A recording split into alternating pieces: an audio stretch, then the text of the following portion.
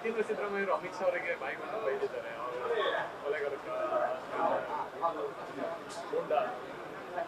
Sir, ನಾನು ಇಷ್ಟೇ ಹೇಳಲಿಕ್ಕೆ ಇಚ್ಛೆ ಪಡ್ತಾ ಇದ್ದೇನೆ. ಅಲ್ಲ, ಬೈಗಳಿಂದ ರಾಜಕಾರಣ ಮಾಡುವುದಿದ್ರೆ ಭಾರಿ ಜನ ರಾಜಕಾರಣ ಮಾಡಬೇಕಿತ್ತು ಈ ದೇಶದಲ್ಲಿ.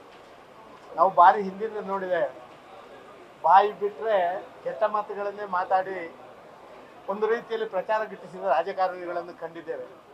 ಅವರ ಸಾಲಿಗೆ ಈ ಯತೀಂದ್ರ ಸಿದ್ದರಾಮಯ್ಯ ಕೂಡ ಸೇರಿರುವಂಥದ್ದು ದುರ್ದೈವ ಅಂತ ನಾನು ಭಾವಿಸ್ತಾ ಇದ್ದೇನೆ.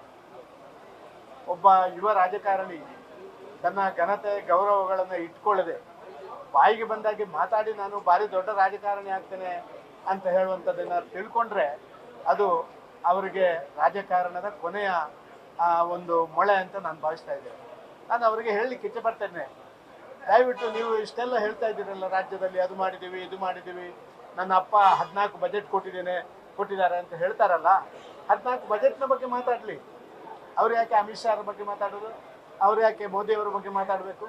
ಭಾರತೀಯ ಜನತಾ ಪಾರ್ಟಿ ನಿಶ್ಚಯ ಮಾಡಿದೆ, ನಾವು ನಮ್ಮ ಸಾಧನೆಗಳ ಆಧಾರದಲ್ಲಿ ಮತ ಕೇಳ್ತೀವಿ. ನಾವು ಇವತ್ತು ಕೇವಲ ನರೇಂದ್ರ ಮೋದಿಯವರು ಕಳೆದ 10 ವರ್ಷಗಳಲ್ಲಿ ಮಾಡಿದಂಥ ಸಾಧನೆಗಳು ಇವತ್ತು ನಮಗೆ ಶ್ರೀರಕ್ಷೆ ಮತ್ತು ಅದೇ ನಮ್ಮನ್ನು 400ರ ಗಡಿ ದಾಟಿಸುವಂಥ ಒಂದು ಇದು ಅಂತ ನಾವು ತಿಳ್ಕೊಂಡಿದ್ದೇವೆ.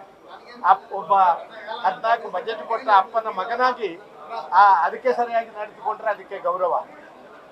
ಭಾರತೀಯ ಜನತಾ ಪಾರ್ಟಿ ನಿಶ್ಚಯ ಮಾಡಿದೆ, ನಾವು ಯಾರ ಬಗ್ಗೆನೂ ಮಾತಾಡಲ್ಲ, ಸಿದ್ದರಾಮಯ್ಯರ ಬಗ್ಗೆನೂ ಮಾತಾಡಲ್ಲ, ಕಾಂಗ್ರೆಸ್ನ ಯಾವ ವರಿಷ್ಠ ನಾಯಕರ ಬಗ್ಗೆಯೂ ಮಾತಾಡಲ್ಲ.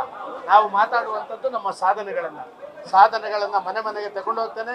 ಜನ ನಿಶ್ಚಯ ಮಾಡಿದಂಥ ಮುಂದಿನ ಒಂದು 5 ವರ್ಷಗಳಲ್ಲಿ ನರೇಂದ್ರ ಮೋದಿ ಇರುವಂಥದ್ದನ್ನು ನಾವು ಅತ್ಯಂತ ಯಶಸ್ವಿಯಾಗಿ ನಿರೂಪಣೆ ಮಾಡುವಂಥ ಕೆಲಸ ಮಾಡ್ತೇವೆ. ನ್ಯೂಸ್ ಫಸ್ಟ್, ನಿರ್ಭೀತಿಯಿಂದ ನಿಮ್ಮ ಪರವಾಗಿ.